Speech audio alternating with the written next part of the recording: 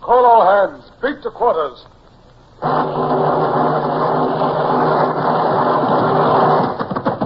Unload the guns. Stand by the starboard battery. One broadside into it, if you please, Captain Bush. Pointers on target. Linstops ready. Aye, sir. Ready. Fire!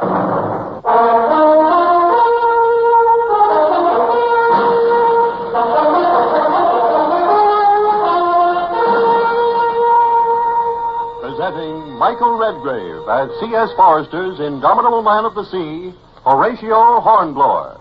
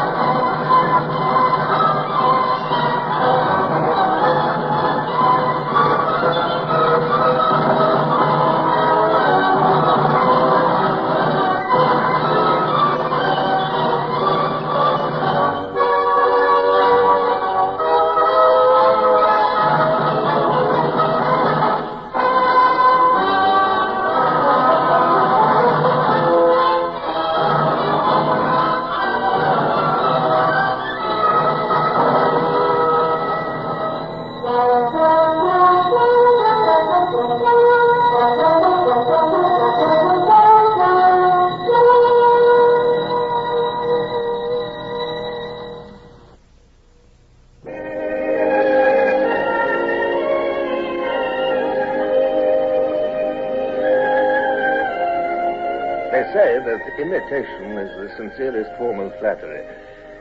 Well, Lieutenant Mound, who commanded the bomb ketch Harvey attached to my Baltic squadron, well, he'd grown to imitate me in every gesture and speech and... well, but I had other things on my mind. Bonaparte's forces were laying siege to the Russian defenders outside the city of Riga. Imitation. Well, the art of war seems to be that of imitation. Well, it definitely was so in the belief of von Clausewitz, a Prussian colonel who had deserted Bonaparte in order to oppose him, and who was showing me the Russian earthworks and the lines. You will observe, Commodore Hornblower, from this vantage point, up here on the gallery of the church tower, we can see spread out before us the whole operation. Maiden is attempting to move up his heavy guns, The classic method. Observe. Now, from the line of the river diagonally up to the pine woods, he has dug a trench. It is protected with breastworks, huge baskets later filled with earth. The classic method, I see. Then from the pine woods, another diagonal trench. Yes, and so on zigzag. Each getting closer to our lines until he has solid breastworks behind which to employ his heavy artillery. Yes, but how long before they're in range? Should judge 2 weeks. 2 weeks?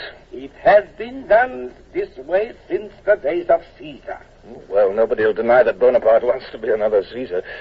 But you've no guns heavy enough to batter down those breastworks? It is most difficult. I've got mortars aboard my bomb catches. If we could, we could level them in no time. So? And why not do so, Commodore? I said if we could, but that river isn't deep enough. Sandbars, shallows, quicksands. No, we'd run aground before we got within range. I see. So we must carry on the fight ourselves. Is that it? Colonel von Clausewitz, there are some things that even the British Navy cannot do. I understood nothing was impossible to the British Navy. I apologize, Commodore. I was wrong.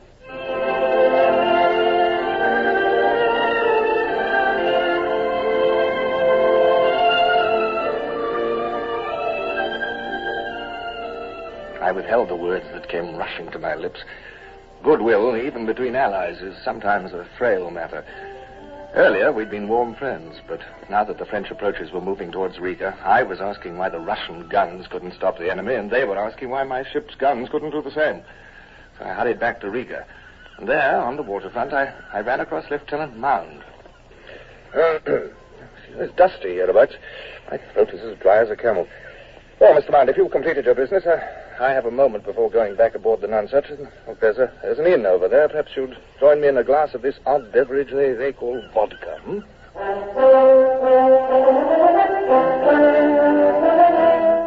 You miss England, Mount? What, sir? I said that Yes, sir. Yes, I do sometimes, sir. There's no reason to be ashamed of it. I'm not, sir. Sometimes in the morning, just before I open my eyes, I think of home. Mm-hmm. There's honeysuckle outside my place in Hampshire. It comes in the window, sweet and strong as perfume. You married, Mount? Yes, sir. Long? Little more than a year, sir. Children? We're expecting one, sir. Oh, you are, huh? Any day now. We're both hoping for a son, sir. I sent a letter to my wife. The cam carried it on her boy's back. Might be there by now. I wrote her that if it's a boy... Yes? I told her to name him Horatio. Oh, you did, eh? Well, if you've no objections, huh? Oh, there's no reason to consult me, Mr. Mount. It's a common enough name. Here, listen. Listen to that. Gunfire. Well, Mount, it seems we're not back in England among the honeysuckle,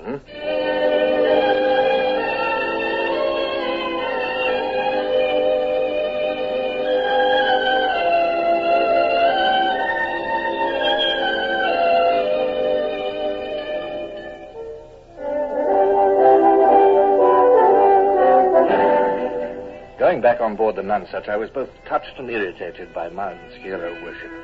What glorified me in his eyes, I certainly couldn't imagine. Not while my ship stood idle in the midst of battle. Line of trenches here, with a battery here. Their main flank and stores are behind a dike here. Oh, water's close enough to spit on them. Oh, come, look at the chart. Shoal water bush. Aye, too shallow for us. I mentioned that to Clausewitz. He was not impressed. Oh, land soldiers. Aye. Well, at least you understood it, and Mound understood. Mound, eh? Well, that's a good young officer. Yes, he is. He's a fine future, too. You know, I find I've quite an affection for young Mound. Lives in Hampshire, he says. Has a home there, a wife, and a child on the way. Has he now? Oh, I never even knew he was married. No, nor did I. I never thought to inquire. Not before today. I had a drink with him today. Good officer. Yes. I'd only just come in from the breastworks. Dusty road from there to Riga, and my throat was as dry as a... as a camel. What's that, sir? As a camel. By heaven, Bush, why didn't I think of that before? What, sir? Oh, wool gathering, sentimental talk about home and all that nonsense. Bush, a man should keep his mind on his business, and our business is war. Where's the messenger? Messenger! Yes, sir? My compliments to the officer of the watch. Will he please make signal to the bomb ketch Harvey for Mr. Mann to meet me on shore at once? Aye, sir.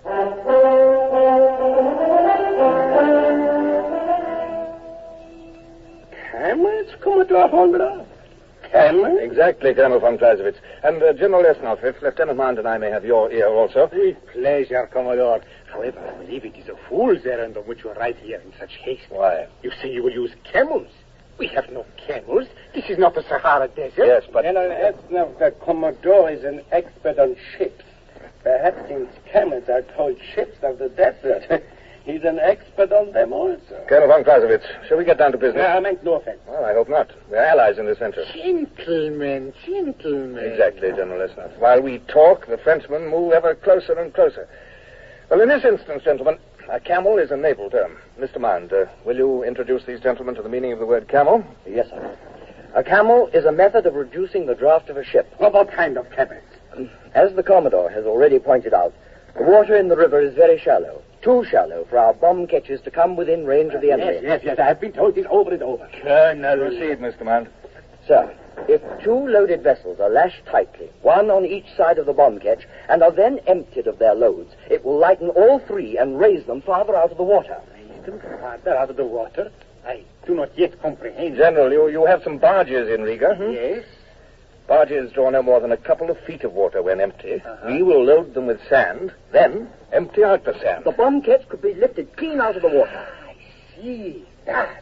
And that way get close enough to bring the guns to bear. Exactly, General. We may commandeer two barges, big ones, preferably. At once, Commodore Hornblower. Good. Oh, mind, there's only one problem. Yes, sir? How are you going to steer them all?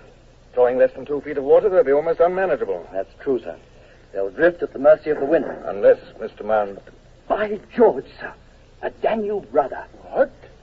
General Lesnoff, that's a very large auxiliary rudder set well behind the ships. If it's big enough, it will compensate for the lack of bottom to the keels. If you say so. Mind, you would also better pierce the sides of the barges and use oars as well. Yes, sir. Good. Well, we'll proceed at once. How long do you estimate, Command? I'd say by tomorrow noon, sir. So, tomorrow noon. Well, you disagree, von Clausewitz, huh? Commodore Hornblower, I did not follow you and your cameras. I did not understand about them. But these past few minutes, I have been observing the activities of the enemy. Please, take this telescope and see for yourself. They are beginning to move up the big guns. What? By tomorrow at noon, it may be too late. So the art of war was not entirely imitative after all. Just as we had refused to accept the inevitable, exactly so had the French Marshal Meudon tried to hasten his timetable. Work on the camels progressed with orderly, frantic speed. The barges were brought out from Riga. The Harvey was lashed between them. Torches reddened the darkness as the men labored to quicken the task to be done. And by dawn, Lieutenant Mound was able to start toward the river. Like three giant water bugs fastened together, the barges and the bomb ketch began to move. Starboard side, hold! Port side, pull harder! Mr. Wilson, harder! Put more into it, more!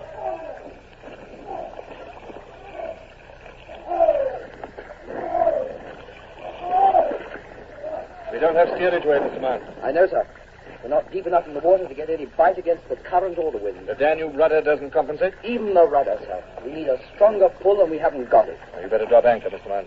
But the French guns are moving up. It'll do us no good to go on like this. Our draft may be shallow, but we'll only pile up in shoal water. Pile up and sit there on the shoals, watching the French batteries pound our allies. There must be some solution. Well, let's hope we find it. Well, we must find it. Drop anchor, Mr. Mann. Aye, sir. Drop and drop!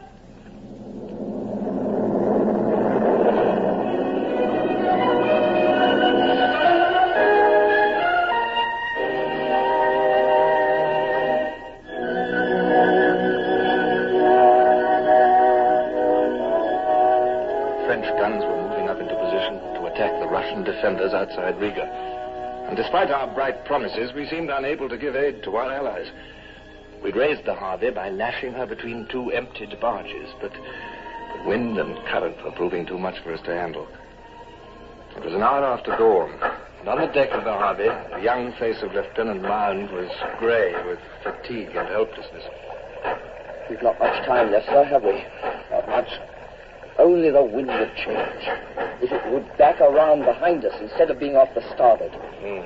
Besides, the French guns will be in position by noon. Yes? If the wind shifted, we'd be in position too, in shallow water, right on Boney's flank. 13-inch shells loaded with explosive fired from that mortar. There must be some replacement for a rudder, sir. I trust there is.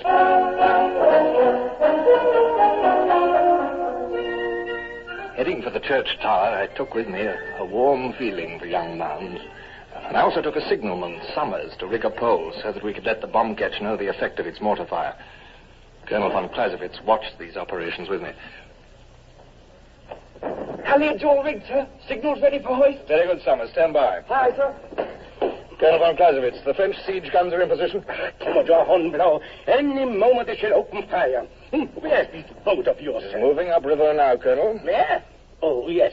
It moves slowly. Well, it's an awkward craft. It moves as fast as it can. The French siege guns will be sheltered behind those breastworks. You see? They are piercing holes in the breastworks to allow the muscles to project. Yes, I can see. Our batteries are useless against breastworks. The Harvey carries a mortar. Huh? Oh, yes. High trajectory, yes. Very high. Once in position, the shells will drop down as if from the sky. I sincerely hope so. General Esnov will be here at any moment to observe personally. Good, good. As Governor General of Riga for Tsar Alexander, he will be very disappointed should your plan fail. I also shall be very disappointed. Summers, there's the ready flag going up on the Harvey. Yes, sir. Acknowledge. Aye. Signal is thrown, sir. Stand by to observe mortar fire. Stand by, dear sir. Commodore Hornblower, your ketch is ready at last. What? Oh, yes, General Esnov, at last. I shall stand by your side. Please to describe to me. I will, sir. The mortar's being loaded. It's aimed by pointing the entire ship like an arrow at the target. Summers, make signal to Harvey. On target. Fire at will. On target, fire at will. Aye, sir. This one has been fired without delay, no? As fast as possible from now on, General. That's what caught the breastworks, sir. They've been leveled. A siege gun destroyed. Look, the muzzle is split wide open. Another gun destroyed. Sir, there's a French horse-drawn battery on the move. Where'd you see that, Summers? Coming up from the rear, sir. Your thinking man's right, Commodore. They are heading to take up a position on that point of land below your bunker. They will bring their guns to bear very soon. Shall I signal break off more action, sir? A moment, if you please. Commodore Hornblower, we should be pleased if your mortar fire should continue as long as possible. It is doing much damage. Very well, General. It shall be continued. Summers, keep an eye on that horse-drawn battery. Aye, aye, sir.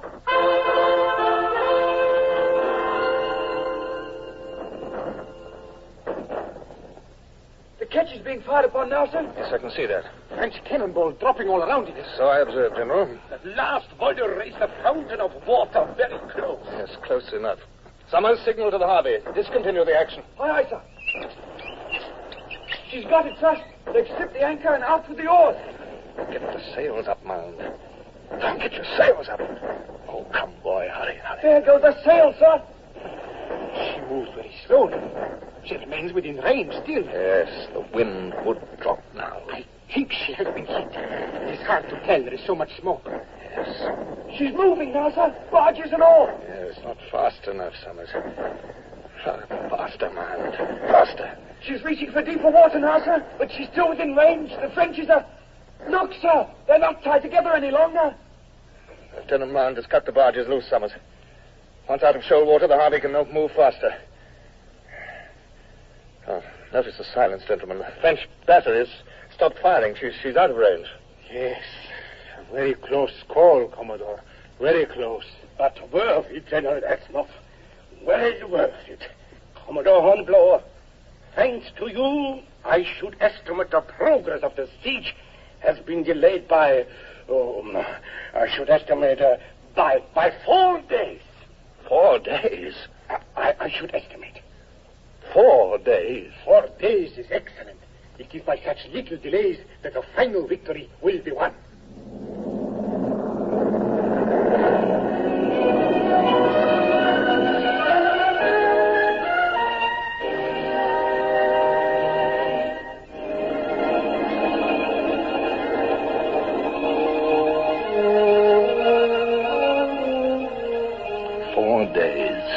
All that labor and effort and blood and sweat, and in return a mere 4 days.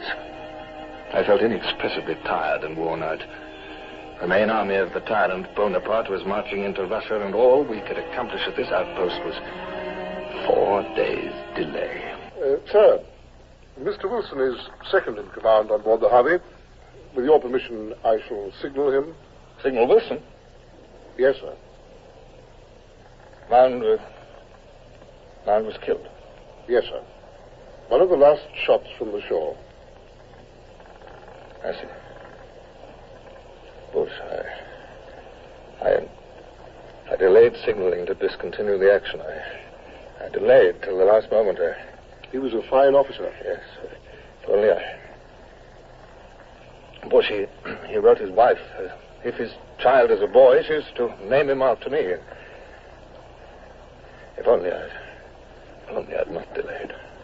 A fine officer, sir, was Mr. Mound. Yes. Sir, shall I signal for Mr. Wilson? What's that? Yes, Captain Bush. Signal Mr. Wilson, if you please.